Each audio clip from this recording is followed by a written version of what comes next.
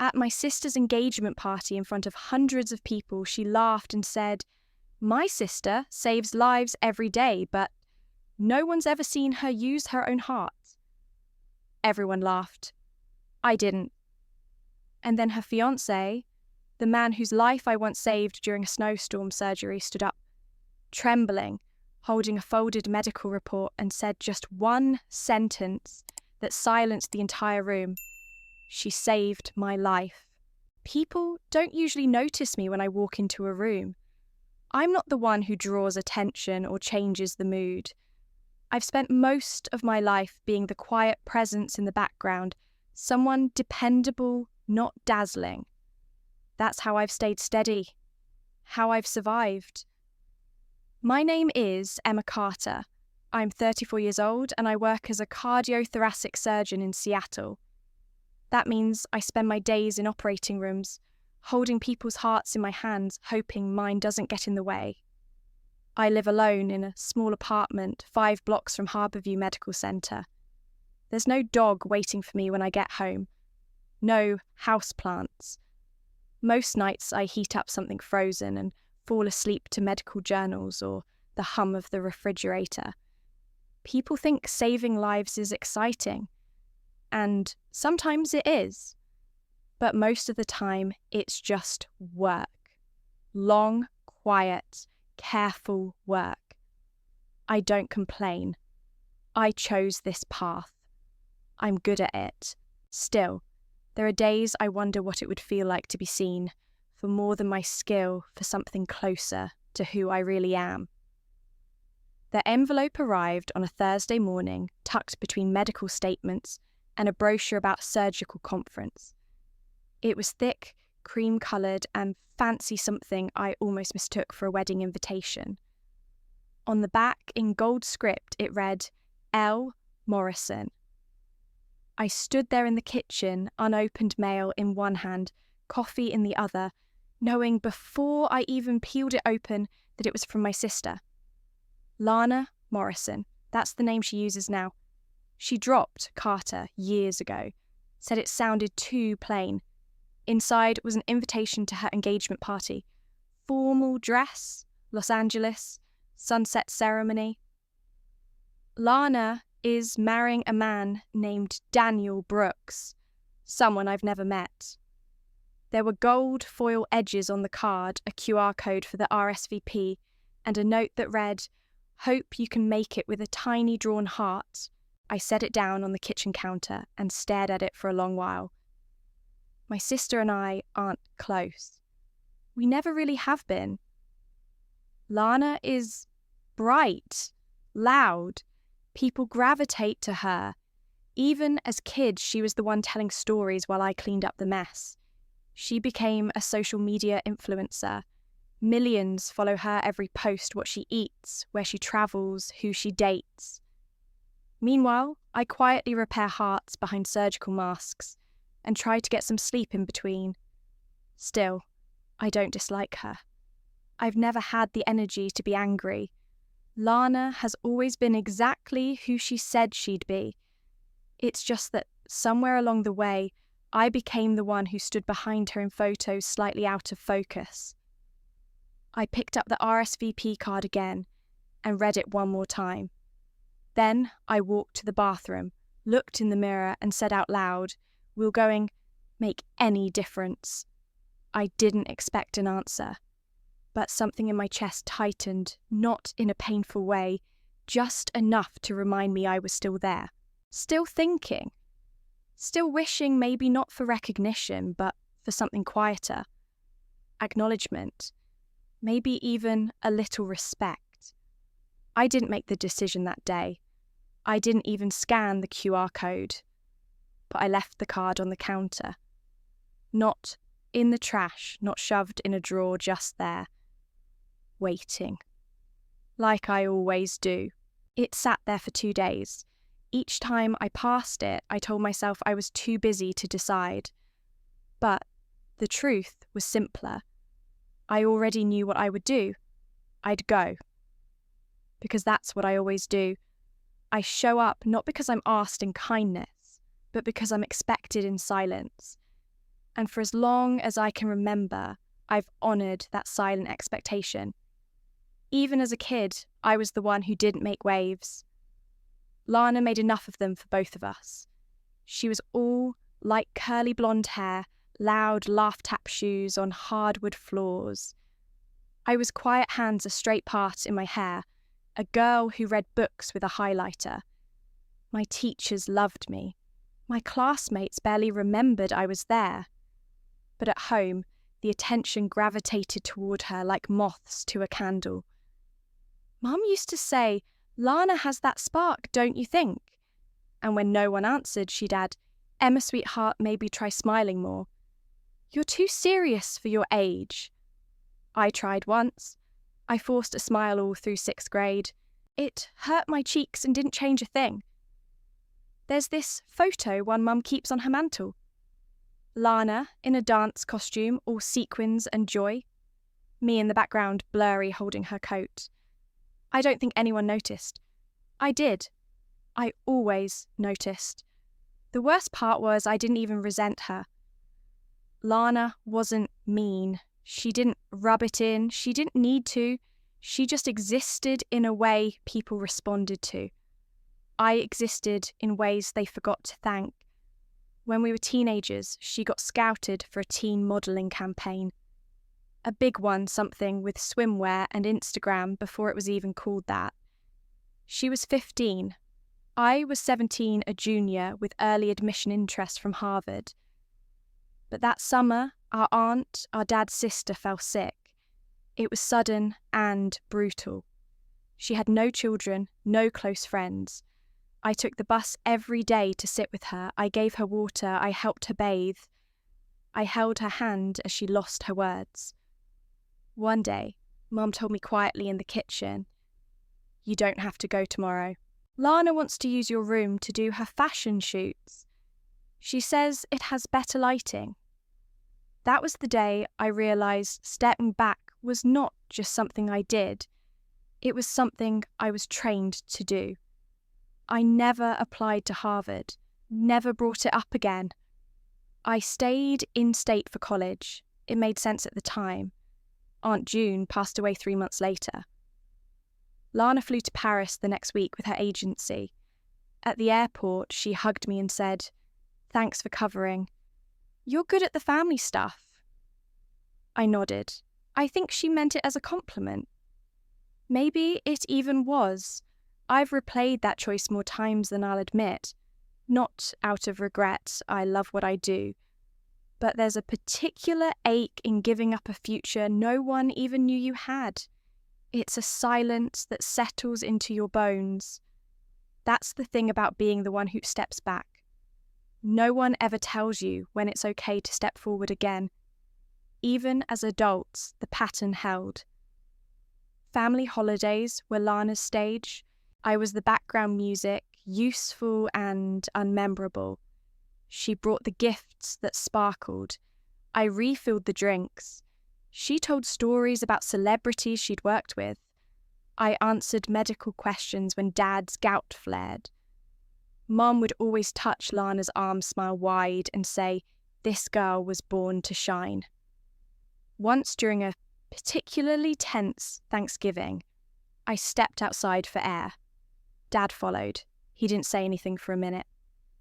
Then he handed me a drink and said, "You're a good kid, Em. You always do what's right." It was the closest thing to praise I've ever heard from him. I sipped quietly and said nothing. That's the thing, no one ever asked me what I wanted. Not once.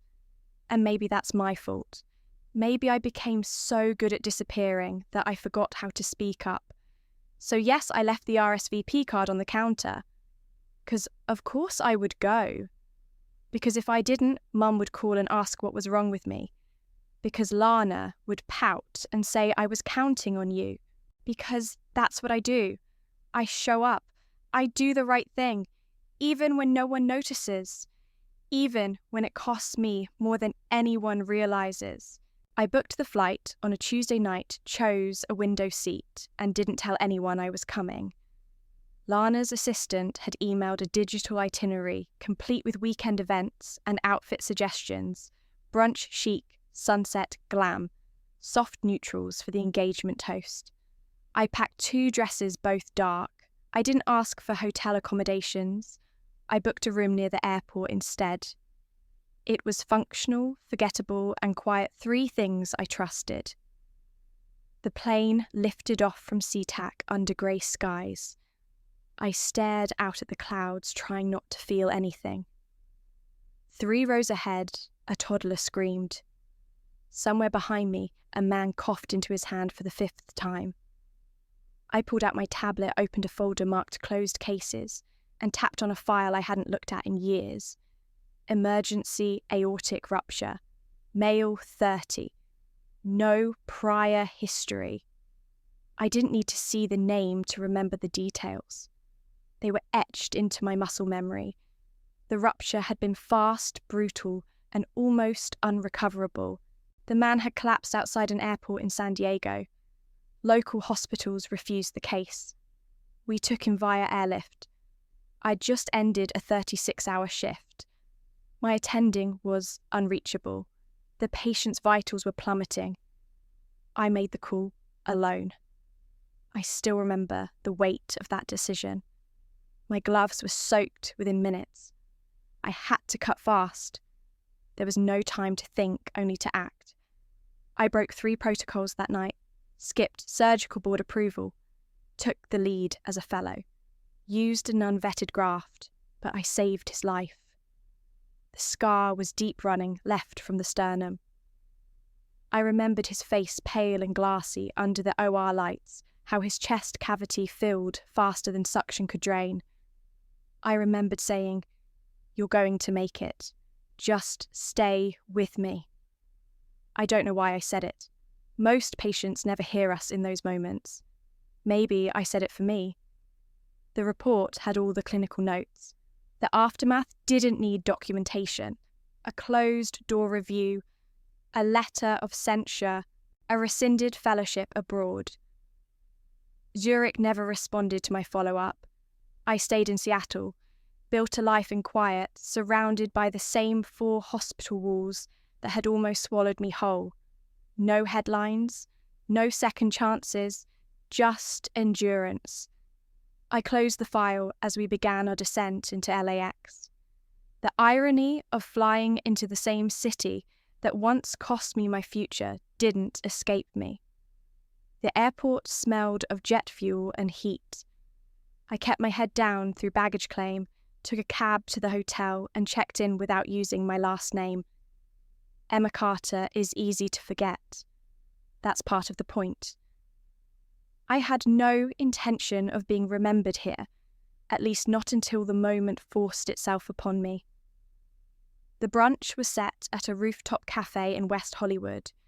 Gold lettering on white linen signs, tiny glasses of cucumber water. Everyone smiled with teeth. Lana spotted me first. "You came," she shrieked, arms wide, cheekbones lifted. She kissed the air beside my face, pulled back and whispered, "Try to relax, okay? You look like you're prepping for surgery." I said nothing, just nodded. People swirled around her like planets. I drifted toward a quieter corner near the Mimosa Bar. That's when I saw him. He stood next to Lana's hairstylist, laughing at something I couldn't hear. Tall, dark suit, a small scar barely visible under his collar. The breath left my lungs before I realized why. Daniel, the patient, the man from the file. He turned. Our eyes met for half a second.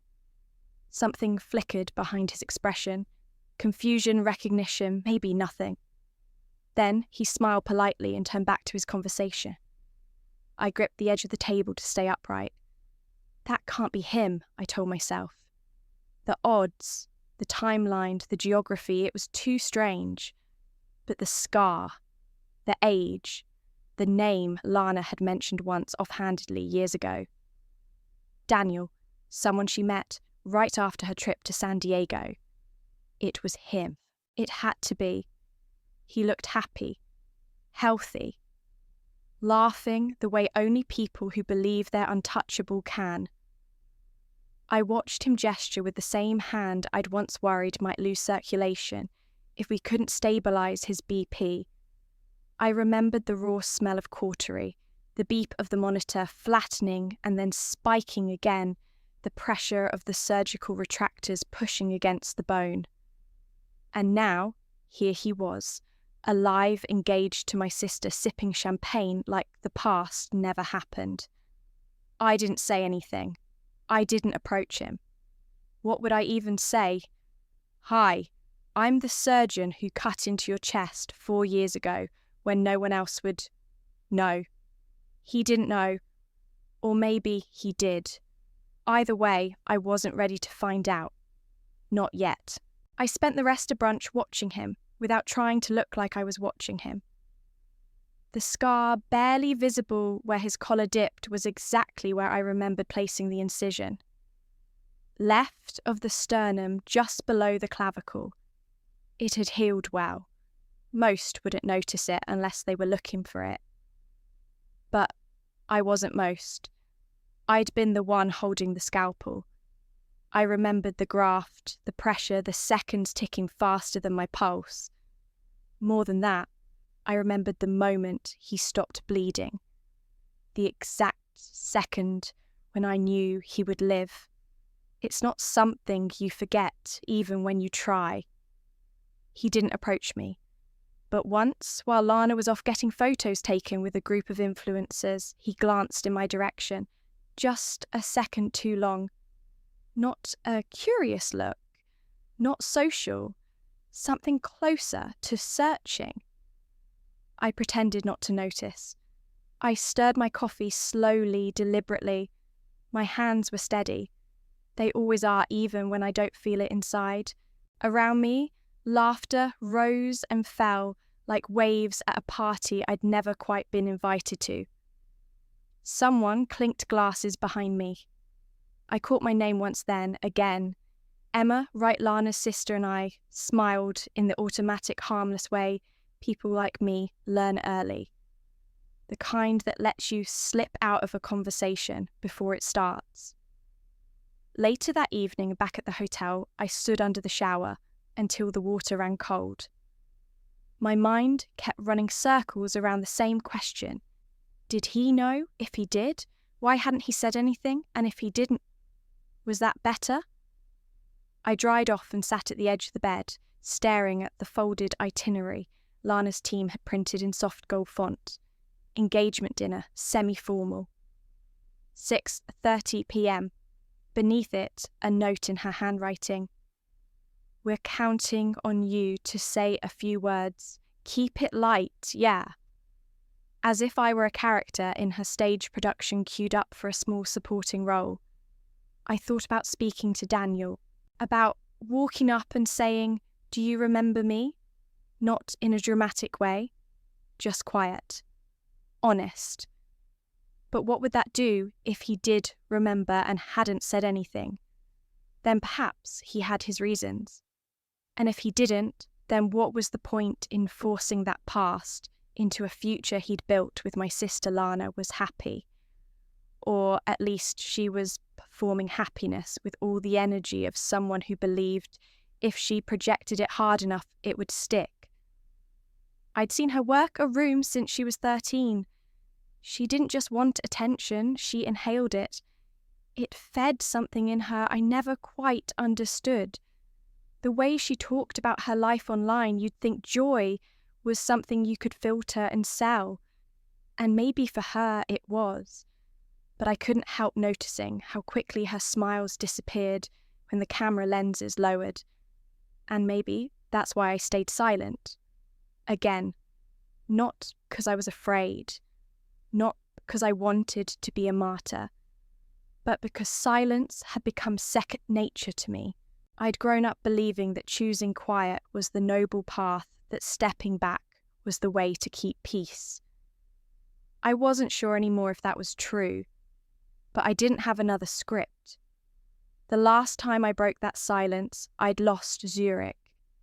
I had acted with certainty, and the system had punished me for it. I told myself I didn't need the accolades, that saving a life was enough. But somewhere deep in the part of me that still remembered Harvard brochures and childhood spelling bees, I knew I had wanted someone to say, "You did the right thing. You mattered." I stood pacing once between the window and the desk, my reflection trailing me like a quiet accusation. Daniel had looked at me like he was trying to place a dream he half remembered, a ghost of a moment under anesthesia, or maybe the echo of a voice. I could have confirmed it. But I didn't. Because if he truly didn't know, I would not be the one to disrupt the life he had now.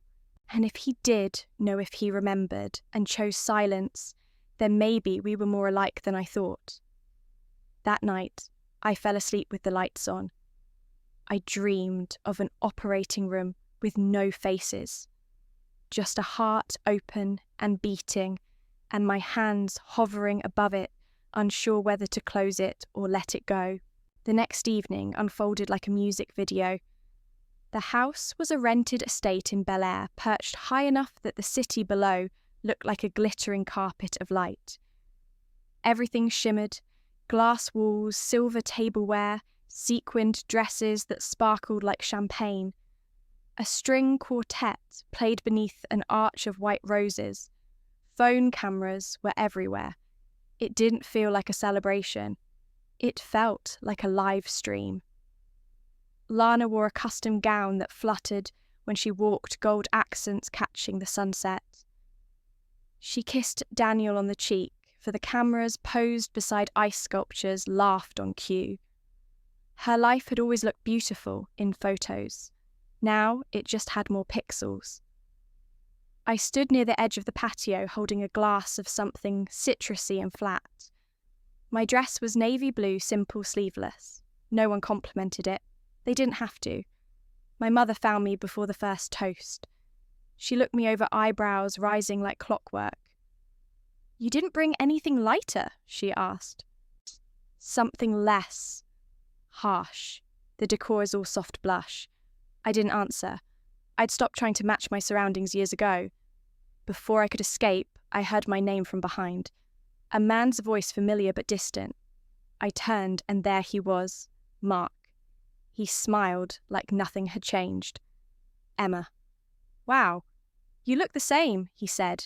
I almost laughed. We dated for 8 months years ago. He worked in pediatric oncology. Brilliant, funny, quick to hug his co-workers. He ended it over coffee, clean and kind. "You never fight for yourself," he'd said. "You let everything happen to you. It's like you're not really there." I'd nodded, thanked him, and walked away.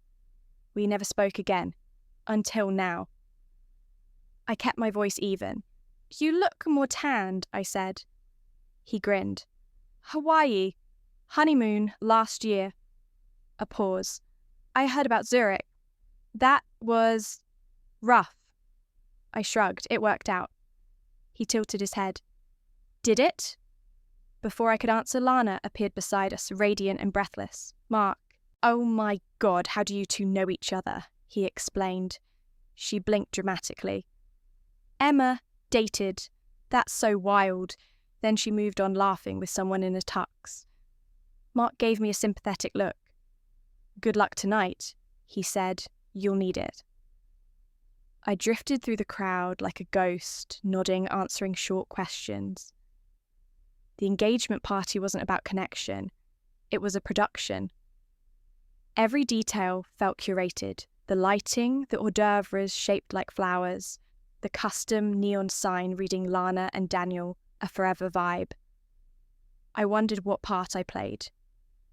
Family, accessory, reminder of normalcy, the sister who wouldn't ruin the frame.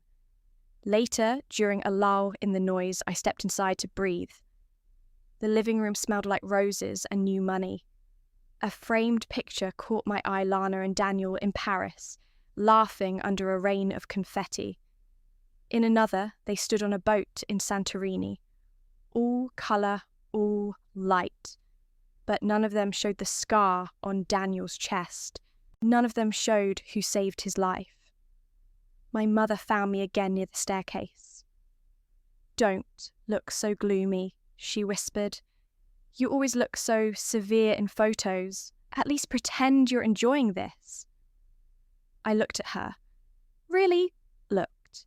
She was in Pearl's flawless makeup eyes, scanning the room for stray imperfections. "Why did you even want me here?" I asked. Her mouth tightened.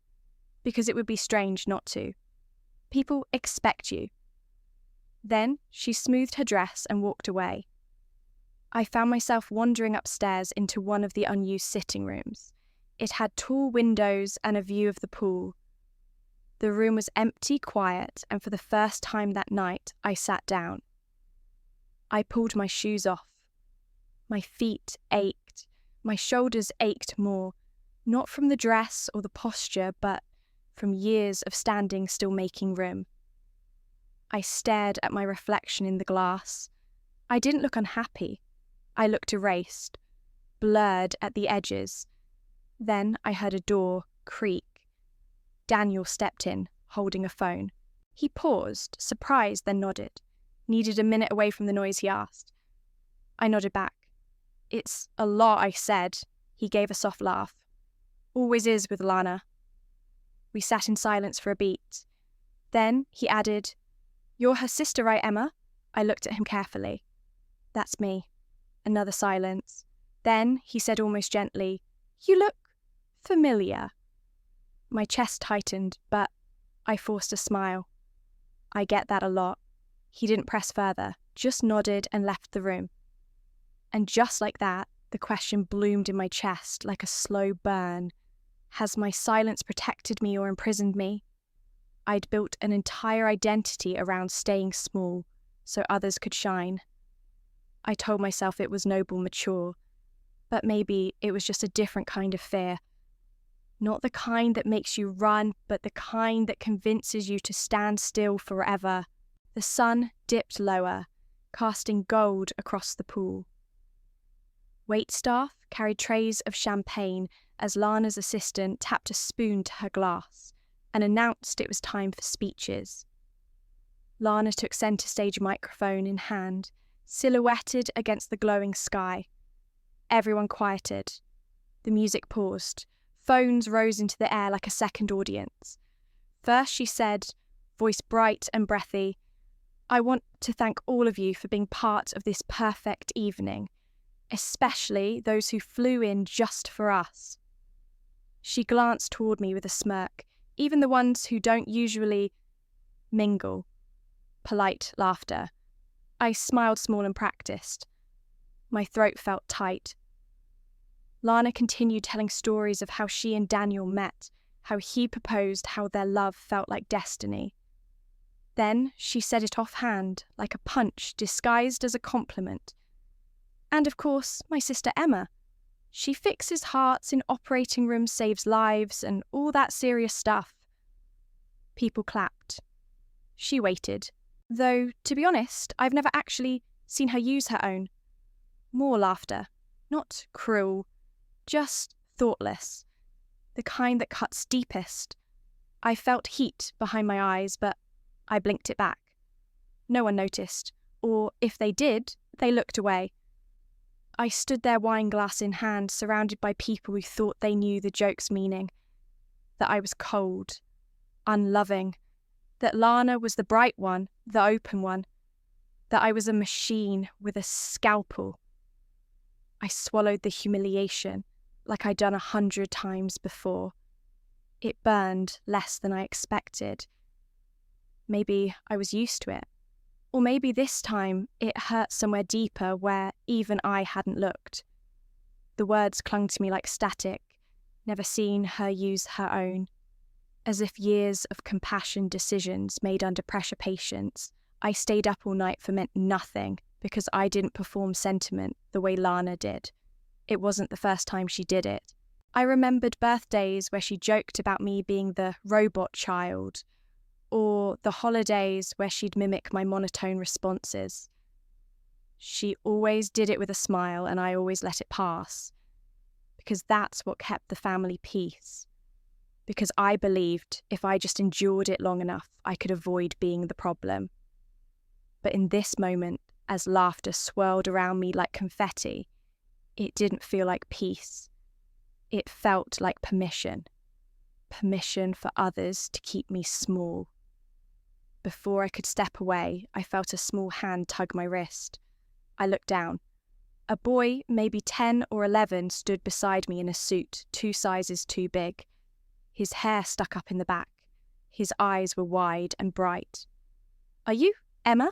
he asked. I nodded. "I'm Tyler, Daniel's little brother. I know who you are." He held out a folded paper edges wrinkled from his pocket. "I made this." I opened it slowly. Crayon drawing messy, colourful. A woman in green scrubs a heart in her hand, smiling. Beside her, 2 stick figures labelled Daniel and me. At the top, he'd written in all caps, "You saved our 2 hearts." I stared at it, frozen. "I had asthma," he explained. "Really bad. Last year. I almost died. You were the doctor, right with the blue gloves. You told me I was brave." I remember. His arms wrapped around my waist before I could speak. "You're the reason I'm here tonight." Everything else stopped. The laughter, the music, the glasses clinking. In the quiet, his words echoed louder than Lana's ever had. Someone snapped a photo. I heard Lana's voice falter at the mic. Daniel was standing now too, across the patio, staring at the drawing in my hands, like it had just cracked something open inside him. For a moment, everything went still. The lights felt too bright, the air too sharp. Tyler let go and ran toward his brother. He pressed the picture into Daniel's hands. "I told you it was her," he said loud enough for half the party to hear. "She's the one who saved you too." Daniel looked at me across the space, eyes wide, then at the drawing, then back at me. A few guests murmured. I caught fragments. "She's the surgeon." "Wait, that's her." Lana laughed awkwardly and tried to grab the mic again. I could see it happening in real time, the narrative spinning out of her control. The cameras, once pointed at her, turned slightly toward me. And in that moment, I realized something had shifted. Not in them, in me. For years, I had let silence carve out my place in the world. I had believed dignity meant endurance, but a child's drawing full of crooked lines and earnest truth had done what my entire career hadn't. It made me visible. Not as a symbol, not as the quiet sister, but as someone who mattered, someone who didn't need to shout to be heard. I folded the drawing gently and placed it into my clutch. My hands were still shaking just slightly, but I didn't feel weak. I felt awake, and then something even more unexpected happened. An older woman, someone I didn't recognize, stepped forward from the edge of the crowd. She looked at me with tearful eyes and said, "You saved my husband too. 2 years ago, aortic aneurysm. Your name was on the paperwork." Others began murmuring, turning to face me, not with curiosity but recognition. Pieces of stories connected like constellations in the dark. I had walked quietly through so many lives. And finally, the footprints were visible. Lana stood frozen beside the mic, her smile faltering. Daniel, still holding the drawing, began to move. Toward me. Everything had changed, and not a single word had come from my mouth. Daniel didn't stop walking. He stepped forward slowly, still holding Tyler's drawing, his eyes fixed on mine like the truth had finally found a direction. Daniel didn't sit down. He just stood there, one hand still gripping. Tyler's drawing, the other trembling slightly as he reached into his jacket pocket. I could see the conflict on his face, not indecision, but a kind of gathering. Like someone finally ready to say something they've rehearsed in silence for too long. The guests, sensing the energy shift, quieted. Lana still held the mic, her smile frozen. Then, Daniel spoke. Not loudly, but clearly. She saved my life once. The words hit like a dropped glass on marble. Conversation stopped mid-sentence. A fork clinked to the floor. People turned their eyes darting between Daniel and me. Lana blinked, still smiling, as if waiting for a punchline.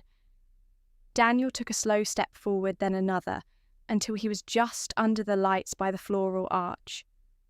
4 years ago, he said I collapsed in a cafe in Tacoma.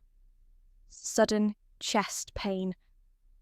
I don't remember the ambulance ride or the first ER, but I remember a voice. Calm, steady. It told me I was going to be okay, that someone was going to take care of me. He paused and pulled a folded document from his pocket. When I woke up, the doctors said I'd survive something most people don't. An aortic rupture. They said a surgeon had gone against hospital protocol to rush me into surgery. That she'd saved my life. He unfolded the paper, holding it up like it was sacred. I requested the surgical notes later because I couldn't stop thinking about it. I wanted to know her name. The name signed at the bottom of the report was E. Carter. Gasps, whispers. Someone near the front murmured, "That's her." Daniel turned to face me fully. "It was you." I didn't realise at first, but when I saw you, I recognised the way you looked at me, like you already knew what I'd been through. My heart pounded. The room felt too hot, the lights too harsh. I kept still, but inside my thoughts raced. Is this what it feels like? To be seen not for what I produce, but for who I am. Lana finally found her voice. "Daniel, please," she said, her tone brittle. "This isn't the time. This is our engagement party." He looked at her quiet. "Did you know?" She opened her mouth, closed it, then nodded. "I saw the name. I didn't say anything because I didn't want to complicate things. We were happy. We were building something on a lie," he said. "That wasn't happiness. That was a mission." She stepped back like she'd been slapped. "So you're siding with her now?" Her voice cracked. "This is what she does. She shows up and takes over." My mother finally interjected, stepping forward with her signature composed panic.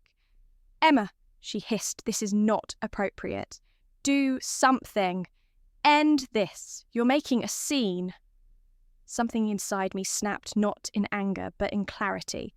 I turned to her. "I haven't said a word. I'm not the one turning this into a scene. Truth is..." Daniel nodded. She didn't ask for this. But maybe it's time she stopped hiding. A guest near the back spoke softly, not realising how loud his voice carried in the silence. "How did we not know? How come she never told anyone?" "Because it never felt safe to," I wanted to say. Because every time I spoke, it was twisted into something selfish. Because silence became my currency in this family. Daniel looked at me again. "When I was lying on that table, I heard a voice. Yours. You said, 'You're safe now. Sleep.' I thought it was a dream, but it stayed with me, like a tether to something true." I swallowed hard. My hands were shaking again, but not from fear. From release. Lana's eyes filled with tears. "You're ruining this. Everything we planned." "I'm not ruining anything," I said, voice quiet but firm. I just stopped hiding what already existed.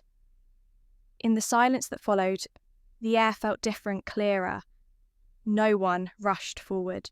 No one tried to salvage illusions. I looked out at the crowd. Their expressions had shifted from confusion to curiosity to quiet admiration. Some guests raised their phones again, not to film Lana, but to catch me in the frame. For once, the spotlight wasn't hungry for performance, it was waiting. Daniel stepped forward, pacing slowly now as he seemed to absorb the moment. I let him hold his words. Finally, he added, "You saved my life once." It wasn't shouting, just a breath that echoed across the space. And in that moment, I realized I didn't have to fight for space anymore. I only had to stop giving it away. The silence lingered for another beat before Lana backed away from the spotlight. Cheeks flushed her smile finally collapsing. Someone at the bar turned their head toward her and whispered. I caught only a fragment. Why wouldn't she tell him? A few phones, lowered live streams, quietly ended mid-frame. The mood had shifted, glamour had drained from the room, replaced by a stillness that wasn't rehearsed. Daniel stepped closer to the mic, clearing his throat. I spent a long time wondering who saved me that day. It wasn't just curiosity. When you survive something you shouldn't, you live with the question of why and who. Who stood between you and the end I had no face to thank, just a name scribbled at the bottom of a surgical record. E. Carter. His gaze met mine. But even when I found out your name, Emma, I couldn't reach out. Not because I didn't want to, but because someone close to me made it seem like it wasn't important. Like it was inconvenient. There was a shuffle beside the stage. Lana stepped forward again, but this time she wasn't smiling. Her hands trembled slightly as she adjusted the hem of her dress. Daniel looked at her now. You knew. Lana didn't deny it. I didn't lie. I just didn't think it mattered. You were mine. We were happy. Why drag in old history? He held up the document again, not angrily, just tired. You said you looked through the file when I showed you. You saw her name. You recognized it. I did, Lana whispered, but she never said anything. It wasn't my place to dig it up. Daniel looked down the drawing from Tyler still tucked in his hand. But it was mine to know and yours to be honest about. A small voice cut through the crowd from near the floral arch. Why does the truth have to be hidden just because it makes someone uncomfortable? It was Aunt Celia standing with a glass of water, her face unreadable. A few relatives nodded, others looked away. The rift in the room was becoming visible. There was no shouting, just the slow unravelling of something brittle that had been stretched too tight for too long. I remained by the side of the room unmoving. I didn't want this spotlight, but I couldn't deny the relief settling into my chest, like oxygen returning after years of shallow breaths. Then Tyler walked up to me. He tugged gently on my sleeve. I crouched to his level. He leaned in and whispered, his voice small but certain. You said heroes don't need to be seen, but I wanted everyone to see you today. I felt something tighten in my throat. Not pain, something like warmth wrapped in disbelief. I didn't answer. I didn't need to. Tyler pressed the crayon drawing into my hand again, firmer this time, as if he wanted me to hold on to it for more than memory. Behind us, my mother stood rigid near the dessert table, arms crossed. Her mouth was tight, but she hadn't said anything in a while. That, in itself, was louder than her usual commentary. Aunt Celia moved closer to her and said not unkindly, sometimes strength isn't in holding it together, it's in letting truth land. A few guests began murmuring softly, making their way to the exits, unsure whether to stay or leave. The party, if it could still be called that, had fractured, but the fracture was honest. Lana moved to a far corner, talking in hushed tones with a friend. Daniel remained near the mic, his eyes occasionally flicking toward me, then back to the crowd. Nobody moved to wrap things up. No one proposed a toast. No one clapped. It wasn't the end of the engagement. Not yet. But it was the end of pretending. I stepped outside through the side door, the warm evening air brushing against my skin. The sky had turned a deep blue, the kind just before full night. I needed that air, not to run, just to breathe. The view from the balcony overlooked the city, bright, indifferent. I thought of the hundreds of surgeries I'd performed, the lives I'd held in my hands. None of them had seen me. Not like this. Truth, when spoken out loud, doesn't echo. It lands. It changes the shape of things. For so long I had believed my silence was kindness, that stepping back was strength, that hiding wasn't cowardice but maturity. Maybe that had been true once, but not anymore. Inside, the music started again, awkwardly, like someone remembered there was still a schedule to follow. A photographer adjusted his lens, unsure whether to keep shooting. The servers stood still, waiting for someone to give direction. No one did. I stayed in the dark for a little longer, not hiding, just resting in the honesty of the moment. I hadn't asked for any of it, but I didn't shrink from it either. When I turned back to the building, the door remained open. I wasn't sure if I would walk through it again, but I did. Not because I needed to return, but because I wanted to finish the evening on my own terms. Inside, the party had softened into something else, not a celebration, not yet a reckoning, but something in between. Guests stood in uneven clusters, avoiding the dance floor. Some scrolled through their phones, others whispered by the bar. The champagne flutes seemed heavier, less celebratory. As I crossed the floor, my heels clicking softly against the tile, I noticed Aunt Celia, my father's cousin, sitting alone at a high table. She looked up and nodded. "I always thought you were the steady one," she said without preamble. "Not flashy, but steady. That kind of person holds up families. Not that anyone thanks them for it." She wore simple pearls not like Mum's, and had seen much, said less.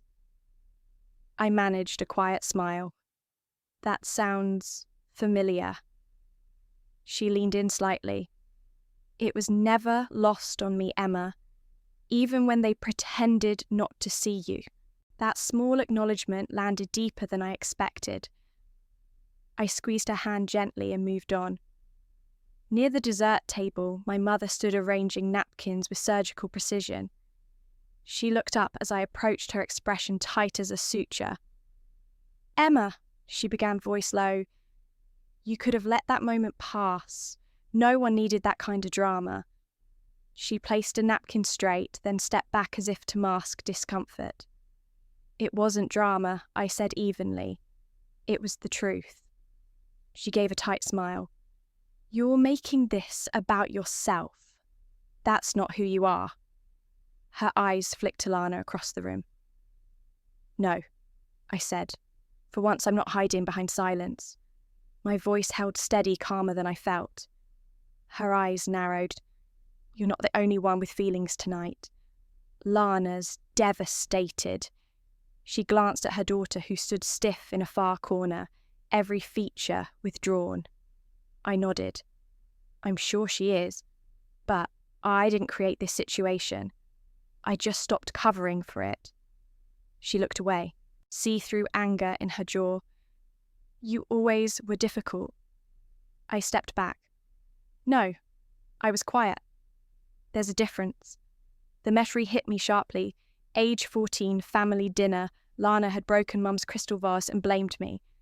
I hadn't defended myself, just cleaned it up while they all scolded me. That was the first time I realised silence could be armour. I turned toward the front. Daniel was talking with a guest, but his eyes found mine across the room. He didn't smile, just nodded once. It was enough, a lifeline offered without words. Then, to my surprise, my father emerged from the shadows of a side hallway. He looked uncomfortable in his tux, like a man wearing someone else's clothes. "Emma," he said quietly, "I saw what happened tonight."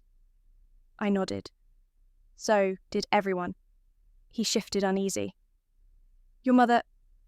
She doesn't know how to say things. She's proud in strange ways. But I want you to know I saw you. Back when you won that fellowship. Back when you stayed home with Grandma. Each phrase weighed with missing acknowledgement, the father I knew, finally speaking the pieces he'd withheld. I waited, unsure how much weight to give his words. He added, I should have said something back then. I didn't. I'm sorry. I didn't cry. Not because I wasn't moved, but because I didn't need the release. The words were late, but they didn't feel empty. Thank you, I said. I'm not angry, but I won't pretend anymore. He nodded slowly. You shouldn't have to. And that was it. No hug, no fanfare. Just truth exchanged quietly between two people who had long avoided it. I exited through the front door again. The night air wrapped around me like something familiar. I stood for a moment listening to the muffled music resuming inside as if the party were trying to reboot itself. A string quartet version of something upbeat awkwardly out of place. In the parking lot, the driver leaned against the car. He opened the door when he saw me. I nodded my thanks and got in. As we pulled away, I looked back once. The venue still sparkled in gold and blush lighting, but it didn't look magical anymore. It looked manufactured. I remembered another table, another lifetime ago. Harvard had offered me early admission. That same week, Grandma fell ill. I declined, the offer stayed to care for her, while Lana posted selfies in Paris. At that dinner, no one said thank you. They just looked relieved I hadn't made things difficult. Back then, I thought stepping back was strength. Tonight, I realised it was fear. The fear of being too much, too visible, too inconvenient, not anymore. For years, I sat at tables that weren't made for me, shrinking to fit the silence. Tonight, I stood up, and I walked away.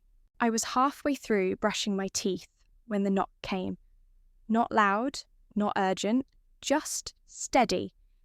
The kind of knock that says someone has been standing there for a while working up the nerve. I spit-rinsed and wiped my mouth with a towel that still smelled like industrial laundry. Then I opened the door without asking who it was. Daniel stood there, eyes shadowed under the hallway light, a man with too much on his chest and no idea how to start. I wasn't sure if I should come, he said, rubbing his wrist. I didn't invite him in, but I stepped aside. He followed. The room was quiet except for the muted hum of the city beyond the glass. The curtains were half drawn, letting in fractured streetlight. He didn't sit. Neither did I. He held something in his hand, a white envelope soft at the corners, edges curled from being handled too often. I thought about this all night, he said, voice low. Actually, longer. Years, if I'm honest. He looked down at the envelope. I had this scanned in with my discharge papers. It's the surgery report. I kept it because, I don't know. Maybe a part of me knew I'd need to find you someday. He offered it to me. I didn't take it. I know what's in there. He nodded. Still, I needed to bring it. I crossed my arms, standing by the window. You remembered me. I did, he admitted. Your voice. In the OR, you told me to breathe, that it would be okay. I thought I imagined it. You didn't? He paused. Lana saw the file once he added quieter.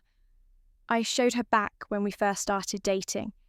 She skimmed it, saw your name. Didn't say much, just smiled and kissed me. I didn't push. Why not? I asked.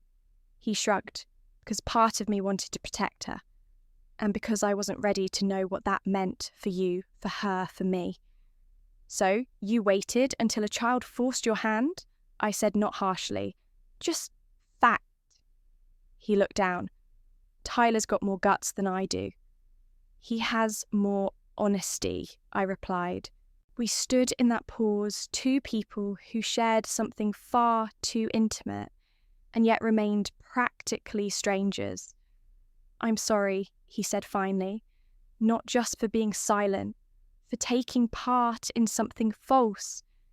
You should have had your name spoken, your story known. I didn't save your life for a thank you," I said. "I know, but I needed to say it anyway. You didn't just save me. You made me look at who I was becoming. And who was that someone who looked away when the truth got uncomfortable? Someone who let love mean complicity." His voice cracked slightly. "It wasn't about you or even Lana. It was about me and how easily I traded questions for comfort." I watched him for a beat, the weight of what he was saying settling slowly. He wasn't trying to earn redemption. He was trying to name the silence out loud. "And now," I asked, "now I want to be better." He stepped closer, but not too close. "You were right to stay silent in your way. But last night, your silence ended, and it let mine end too. What do you want from me, Daniel? Nothing. Just to let you know what you did, it changed more than a life. It changed a direction." His voice wasn't poetic. It was clumsy in its honesty, and maybe that's why it landed harder. He turned to leave, then hesitated. "Do you regret it?" "Not speaking up sooner." "No," I said. "I regret all the times I stayed quiet when it hurt me, but not when it helped others." He looked at me like he wanted to say something else, maybe about timing, maybe about choices, but instead he reached into his jacket and gently placed the envelope on the desk. "I don't need to keep this anymore," he said. "It belongs to the person who gave it meaning." And then he left. The door closed softly, and with it, something inside me did too, but not in the way things usually shut down. It felt like a closing of a wound, one that had never bled, but had always ached. I stood in the hush he left behind the envelope unopened. I didn't need to read it. I lived it. I carried it in my hands in my scarless memory, in the voice that had once whispered into a dying man's ear, "You're going to be okay." I walked to the desk, sat down, and stared at the envelope under the muted lamp. I didn't open it, but I rested my fingers atop it like a prayer. Outside, a siren wailed somewhere in the distance, fading into the hum of the city. For the first time in a long time, I wasn't weighed down by what I hadn't said. I wasn't afraid of being too much or not enough. I wasn't the quiet sister or the compliant daughter or the surgeon behind the curtain. I was Emma Carter, the woman who once said, "Breathe, stay with me." And now, finally, I believed that about myself too. I woke the next morning to a new email. From Lana. Subject, "You destroyed everything." Everything. In the nighttime glow, I stared at it a long moment before clicking it open. Her words poured in sharp hurt, angry how I'd ruined her, wedding embarrassed her in front of friends, broken her fantasy, all because I couldn't keep things quiet. She accused me of selfishness, of needing attention, of being incapable of family loyalty. There was no apology, only regret that she'd ever counted on me. I didn't cry, not because I was heartless, but because tears felt performative by now another way. Silence was co-opted. Instead, I wrote back simply, "I didn't destroy anything. I just stopped shielding what was real." No flourish, no concession, just the facts of it, stated plainly. That email stayed open while I turned back to my day papers to review rounds to run a young resident waiting on a consultation. An hour passed. Another ping. This time, the sender was different dad. Rarely does he reach out. Subject, "I'm sorry." The message inside was short, stilted, but honest regret that I grew up without the protection I deserved, guilt for not speaking up when others overshadowed me, acknowledgement that I mattered more than I ever seemed allowed to believe. I closed the laptop. No tears, just a slow exhale as though I'd been holding a breath I wasn't aware of. A release, a closing of one chapter and maybe the beginning of something else. Work felt familiar afterward, the operating room. Lights, the steady rhythm of the heart monitor, the smell of antiseptic. But something had shifted. I recognised the surgeon in the mirror as someone new, not quieter, not overshadowed, but steady, grounded, whole. That evening, I opened the email from Lana again. I deleted it. Not because I hated her or disregarded her pain, but because I didn't need to carry her bitterness anymore. I had carried enough silence. I deleted the email from Dad's inbox too after reading it twice. I saved nothing. I didn't archive gratitude. I let it rest. I packed up my laptop, leaving the inbox empty when I closed it. No digital record except the lingering awareness that truth had weight and silence could be undone. A notification popped up not related to family or drama. A published essay from Daniel the Day Truth took the mic from silence. I opened it. He wrote about integrity in life and medicine, about how the quiet choices we avoid sometimes call us toward courage. He dedicated it to Emma, who taught me to speak once silence has done its work. I read it in the empty break room, a sense of closure and possibility folding in. I didn't share it. I didn't want praise. I just kept it open until I'd read every line, then closed the browser. Later that night, a second ping, this time from a journalist. Lana's email, or a screenshot of it, had leaked to a small gossip blog now making the rounds on social media. The story was messy and incomplete, but the names were real.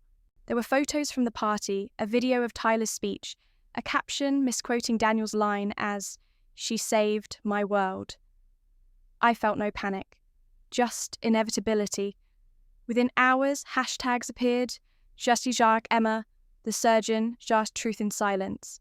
She saved 2 hearts. By morning, my hospital inbox had 3 interview requests. I declined them all. A colleague from medical ethics emailed, "Would you consider contributing to our roundtable on whistleblowing trauma and family dynamics?" In care, I said yes, not to tell my story, but to illuminate the space where stories like mine get buried. At the nurse's station, Tyler's drawing had been scanned, laminated and placed under glass. A note beside it read, "Let truth breathe." I found myself looking at it more often than expected. I remembered how many times I'd chosen stillness to preserve peace, but peace that erases someone is not peace. That afternoon, I ran into the hospital chaplain. She said gently, "You don't have to hold everyone's discomfort anymore." I nodded. I knew. In the days that followed, Daniel and Tyler each posted a simple note online. No drama, just clarity. Daniel's read, "She didn't ask for recognition, but she deserved it. Always did." Tyler's post was just a photo of his drawing with one line, "I saw her. I still do." Neither went viral, but they reached the right people. A few weeks later, I received an advance copy of a medical journal article, Ethics of Intervention, When Protocols Collide with Truth. The author cited my case anonymously but clearly. It ended with a question, "Is silence in care a symptom or a diagnosis?"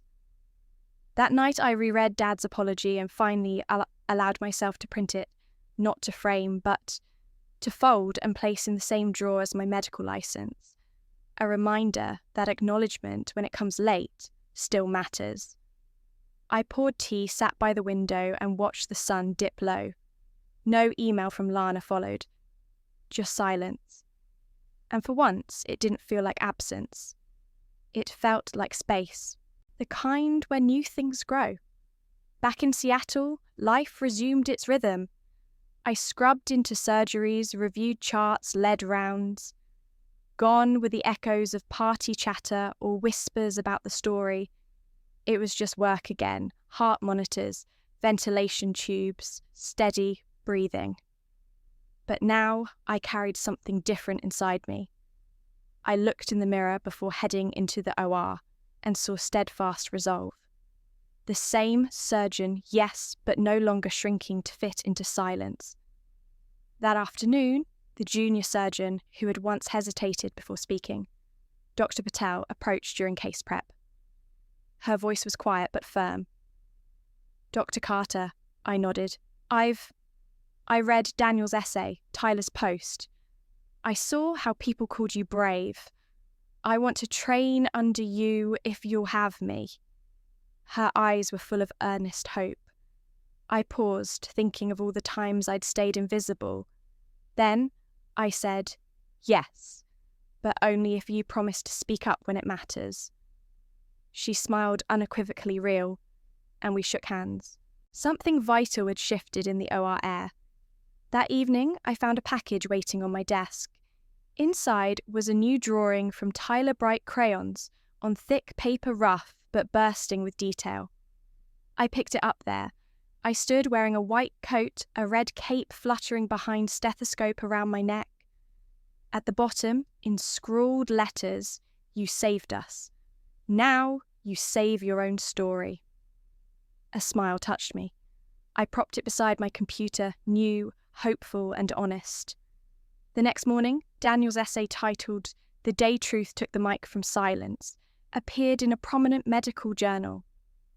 It was a reflection on integrity in medicine, about the quiet choices that save more than lives, they preserve ethics. He dedicated it to me for the surgeon who spoke by stepping aside until truth demanded she step forward. I read it twice, tears rising, not from sadness, but from gentle pride. I didn't share or comment. The words were enough. Requests for interviews followed, medical blogs, local news, ethics podcasts. I declined. I had no public performance left in me. Instead, I placed Tyler's drawing by my desk, framed in simple bamboo wood, its colours bright. The apology email from Dad I saved in a folder too, not to broadcast, but to remember that recognition even late helps. In the hospital break room, I sat quietly, sunlight drifting across my white coat. The room was mostly empty, plates, half-cleared coffee mugs left over from lunch. I closed my eyes for a moment and breathed in the calm. Later, a nurse stopped by and saw the drawing. "That's amazing," she said softly. I just nodded. No fanfare, no spotlight. When the cleaning crew emptied the room and only I remained, I whispered to the quiet, "You saved my life once." The words felt right. Not the life I'd lived in silence, but the one I chose now. The one where my story mattered. I finally believed it mattered. It was more than closure. It was transformation.